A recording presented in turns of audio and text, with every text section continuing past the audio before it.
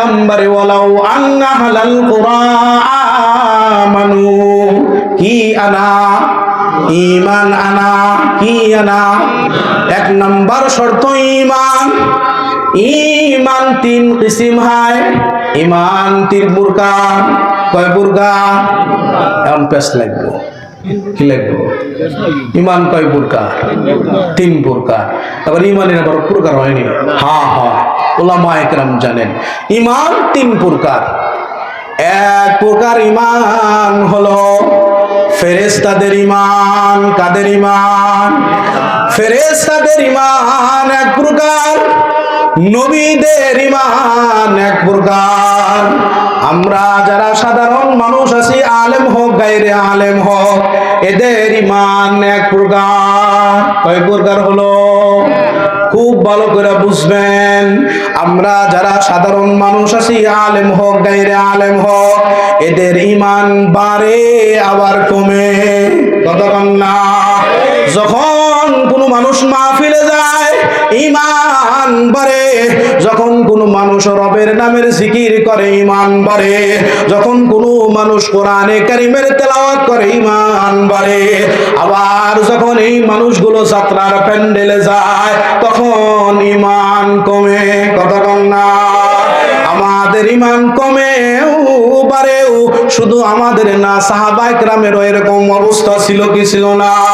সাহাবীরা বলে ইয়া রাসূলুল্লাহ, ইয়া হাবিবাল্লাহ, আপনার সামনে যখন আমরা থাকি আমাদের ঈমানের হালত একরকম থাকে, আবার আমরা যখন বাড়িতে যাই আমাদের ঈমান তখন অন্যরকম হয়ে যায়। কথা বলেন ঠিক না ঠিক? এখন বুঝতে হবে ঈমান, আমাদের ঈমান বাড়ে কমে। ফেরেশতাদের ঈমান বাড়েও না কমেও না, লেভেলে লেভেল। কি লেভেলে লেভেল, বাড়েও না কমেও না। আর নবীদের ঈমান শুধু বাড়তেই থাকে, বাড়তেই থাকে। কন্যা সুবহানাল্লাহ। যে 10 টাকা পায়া ফেরত দেয়, এলান দেয়, ঘোষণা দেয় 10 টাকা কার, 10 টাকা কার, ঈমান 10 টাকার।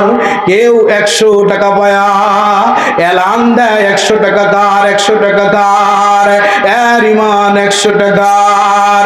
কিন্তু যদি 500 টাকার নোট একটা পয়লা দেখে মনে মনে বলে চলে যাক, চলে যাক, টোকায়া নিব।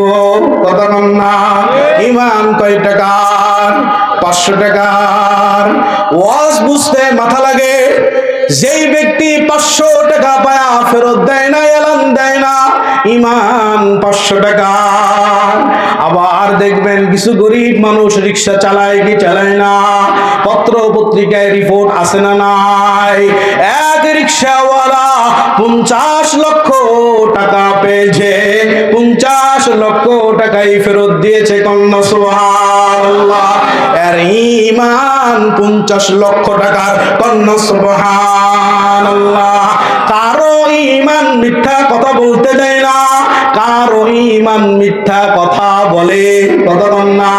কারো ঈমান মিথ্যা সাক্ষ্য দিতে দেয় না, আবার কারো ঈমান মিথ্যা সাক্ষ্য দেওয়ায়। কথা বলেন বেশ কম আছে না নাই? আমাদের একজন আকাবির ছিলেন, উস্তাদের উস্তাদের উস্তাদ, 4 স্টেপ আগে। কয় স্টেপ আগে? 4 স্টেপ আগে। নাম হলো মুফতি আশিক ইলাহি বুলুন্দি রহমাতুল্লাহ আলাইহি। নাম কি বলছি? মুফতি আশিক ইলাহি বুলুন্দি রহমাতুল্লাহ আলাইহি। তিনি অনেকগুলো কিতাব লিখেছেন। এর একটা কিতাবের নাম হলো মরনে কে বাদ কিয়া হোগা। কিতাবের নাম কি? মরনে কে বাদ কিয়া হোগা, মরণের পরে কি হবে। মুফতি আশিক ইলাহি বুলুন্দি রহমাতুল্লাহ আলাইহি তার জামানার ঘটনা ভালো করে শোনেন। 2 জনের দ্বন্দ্ব, হিন্দু আর মুসলিম। হিন্দু বলে জমি আমার, মুসলমান বলে জমি আমার। হিন্দু সম্প্রদায়ের লোকটা তার ধর্মের লোকদের কাছে যায় বলে, আমি যদি এই জমির মামলার ডিগ্রি পাই আমি তোমাদের জন্য মন্দির বানায়া দিব। মুসলমান লোকটাও বলেছে, আমি যদি এই মামলার ডিগ্রি পাই আমি তোমাদের জন্য মসজিদ বানায় দিব। কন্যা সুবহানাল্লাহ। মুসলমান বলে আমি মসজিদ বানায় দিব। আপনারা বলেন মুসলমানরা মুসলমানের পক্ষে না বিপক্ষে? হিন্দুরা হিন্দুর পক্ষে না বিপক্ষে? হিন্দুরা হিন্দুর পক্ষে, মুসলমানরা মুসলমানের পক্ষে। হঠাৎ করে এক ইজলাসে জজ সাহেব হিন্দু লোকটাকে জিজ্ঞাসা করে, ও হিন্দু, তুমি যে বলো এই জমির মালিক তুমি, এর দাবির সপক্ষে কোনো সাক্ষী আসেনি? হিন্দু বলে আমার সাক্ষী আছে। কি বলে? আমার সাক্ষী আছে। হিন্দু লোকটাকে জিজ্ঞাসা করে তোমার সাক্ষীর নাম কি? আমার সাক্ষীর নাম হলো মুফতি আশিক ইলাহি বুলুন্দি রহমাতুল্লাহ আলাইহি। কন্না সুবহানাল্লাহ। এখন ভাই বাইরে বিশ্বাস করে না, কথা বল না। বাবারে বিশ্বাস করে না। কেন কেন? কারণ সম্পর্ক ভালো না। বিগত দিনে আপনারা দেখছেন সারা পৃথিবীর সমস্ত ওয়াইজিনেরা, সমস্ত বক্তারা বক্তব্য দিয়েছে সন্তানের জন্য সবচাইতে বড় আশ্রয়স্থল হলো মায়ের কোল।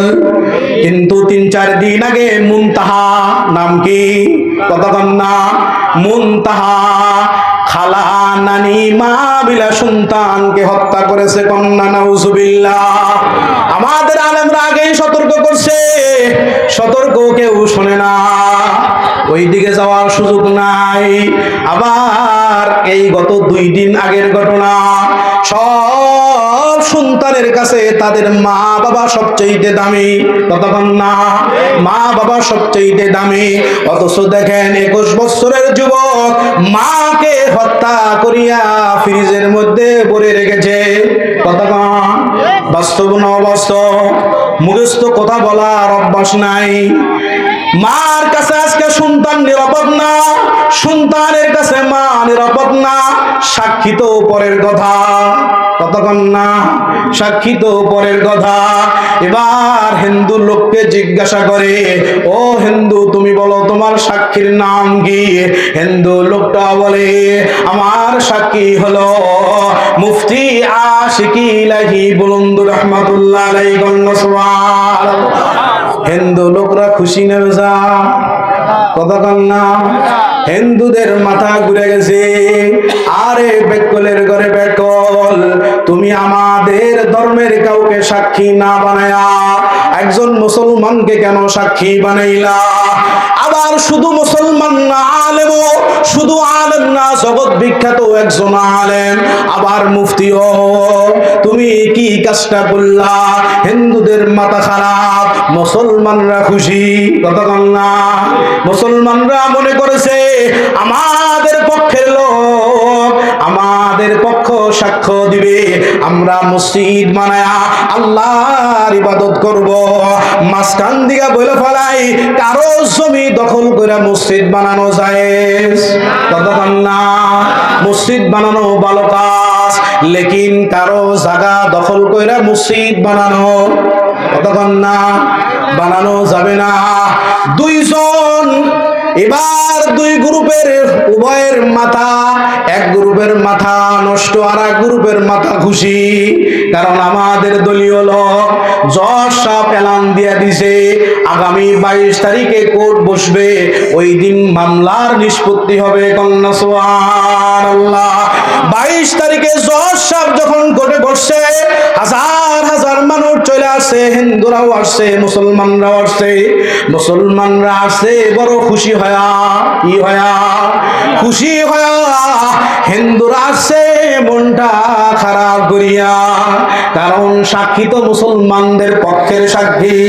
এবার জজ সাহেব জিজ্ঞাসা করে, ও মুফতি আশিক ইলাহি বুলুন্দি, আপনি বলেন না এই জমির মালিককে? মুফতি আশিক ইলাহি বুলুন্দি রহমাতুল্লাহ আলাইহি দাঁড়ায়া বলতেছে, ও মাননীয় জজ সাহেব, আমার জানা মতে এই জমির মালিক হলো হিন্দু। কন্যা সুবহানাল্লাহ। এবার হিন্দুদের মাথা আস্তে আস্তে করে সোজা হয়, আস্তে আস্তে করে হিন্দুরা মুফতি আশিক আশিক ইলাহি বুলন্দির চেহারার দিকে তাকায়া থাকে। আরে কেমন লোক নিজের ধর্মের লোকদের পক্ষে সাক্ষ্য না দিয়া আমাদের ধর্মের পক্ষের লোকের পক্ষে সাক্ষ্য দেয়, এটা কেমন বুকার বুকা। মুফতি আশিক ইলাহি বুলন্দি রাহমাতুল্লাহ আলাইহি যখন বলেছে এই জমির মালিক আমার জানা মতে হিন্দু, মামলার এবার রায় লিখতেছেন জজ সাহেব, ইতিহাসে স্বর্ণ অক্ষরে লেখা। মামলার জজ সাহেব মামলার রায় দেয় ইস মুকদ্দমা মে মুসলিম হার গিয়া लेकिन इस्लाम जीत गया। इस मुकद्दमा में मुस्लिम हार गया लेकिन इस्लाम जीत गया। এই মামলায় মুসলমানরা হেরেছে লেকিন ইসলাম জিতেছে। কন্যা সুবহানাল্লাহ। মামলার রায় দিছে কি इस मुकद्दमा में मुस्लिम हार गया लेकिन इस्लाम जीत गया। মামলার রায় জজ সাহেব লিখছেন মুসলমানরা মামলায় হেরে গেছে লেকিন ইসলাম জিতে গেছে। এবার হিন্দুরা জিজ্ঞাসা করে ও মুফতি আশিক ইলাহি বুলন্দি আপনি বলেন না আপনি কেন আমাদের পক্ষে সাক্ষ্য দিলেন, কেন আপনার ধর্মের পক্ষে সাক্ষ্য দিলেন না? মুফতি আশিক ইলাহি বুলন্দি বলে আমাদের নবী আমাদেরকে মিথ্যা কথা শিক্ষা দেয় না, আমাদের নবী আমাদেরকে মিথ্যা সাক্ষ্য শিক্ষা দেয় না, আমাদের ধর্ম আমাদেরকে মিথ্যা সাক্ষ্য শিক্ষা দেয় না, আমাদের কোরআন আমাদের রব আমাদের আল্লাহ মিথ্যা কথা বলা মিথ্যা সাক্ষ্য দেওয়া শিক্ষা দেয় না। এজন্য আমি মিথ্যা কথা বলতে পারি না। কন্যা সুবহানাল্লাহ। সব হিন্দুরা দাঁড়ায় বলে ও মাননীয় জজ সাহেব আপনার সামনেই আমরা হুজুরের হাতে হাত রাখিয়া যেই ধর্ম মিথ্যা সাক্ষ্য শিক্ষা দেয় না, যেই ধর্ম কোনোদিন মিথ্যা কথা শিক্ষা দেয় না, যেই নবী মিথ্যা কথা শিক্ষা দেয় না, ওই ধর্ম কোনোদিন বাতিল হতে পারে না। আপনি আমাদেরকে পড়ায় দেন কালেমা লা ইলাহা ইল্লাল্লাহু মুহাম্মাদুর রাসূলুল্লাহ সাল্লাল্লাহু আলাইহি ওয়াসাল্লাম। এখন হিন্দু আছে কথা কন, হিন্দু না থাকলে মন্দিরের দরকার আছে। আপনার উপস্থিতেই মুফতি আশিক ইলাহি বুলন্দি রাহমাতুল্লাহ আলাইহি মসজিদ উদ্বোধন করে দিই। কন্যা সুবহানাল্লাহ। এখন ইসলাম জিতছে কি জিতে নাই? ইস মুকদ্দমা মে মুসলিম হার গিয়া लेकिन ইসলাম জিত গিয়া। কন্যা সুবহানাল্লাহ। এজন্য ঈমান কাউকে মিথ্যা কথা শিক্ষা দেয় না। কথা বুঝতেছেন? ওয়ালাউ আন্না আহলাল কুরআ আমানু ওয়াত্তাকু লাফাতাহনা আলাইহিম বারাকাতিম মিনাস সামাই ওয়াল আরদ। ঈমান বড় দামি জিনিস। কথা বল না, ঈমান বড় দামি জিনিস। কেমন দামি? ইব্রাহিম পয়গম্বরের নাম শুনছেন তো আপনারা? ইব্রাহিম পয়গম্বরকে, ইব্রাহিম পয়গম্বরের ডিগ্রি হলো ইব্রাহিম খলিলুল্লাহ। ইব্রাহিম খলিলুল্লাহ জলিলুল কদর একজন নবী, কিন্তু বাবা কথা কন না, বাবা জাহান্নামী। কি নাই? ঈমান নাই।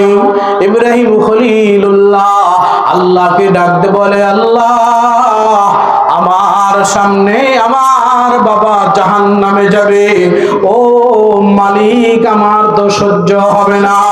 আল্লাহ বলে ইব্রাহিম তুমি তোমার বাবাকে চিনবে না।